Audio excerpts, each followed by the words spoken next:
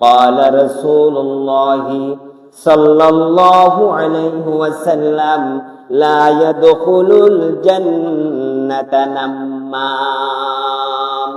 ও সুগলপুর যারা মুসলমানের ভিতরে রয়েছে, যারা কথা চালাচালি করো, ফিন মারামারি করো, সামসাগিরি করে সমাজে গড়ে পরিবারে ঝগড়া লাগিয়ে দাও, ওই সুগলপুররা শুনে নাও, লা ইয়াদখুলুল জান্নাতা নাম্মাম।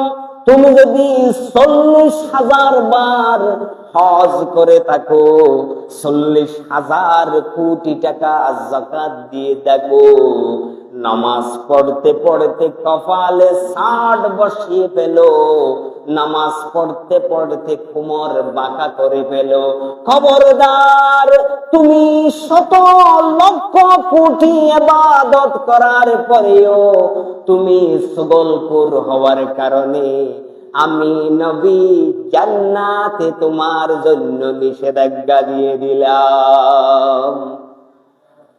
আমার নবী যেখানে নিষেধাজ্ঞা দিয়েছে সেখানে দুনিয়ার কোন মানুষের ক্ষমতা আছে আমার নবীর নিষেধাজ্ঞা উত্তোলন করার? নাই। তাহলে কি আমরা কথা চালাচালি করে সমাজের পাপিষ্ঠ সুগলপুর হব, নাকি আমাদের গালে তালা লাগাবো? আমরা কোনটা করব?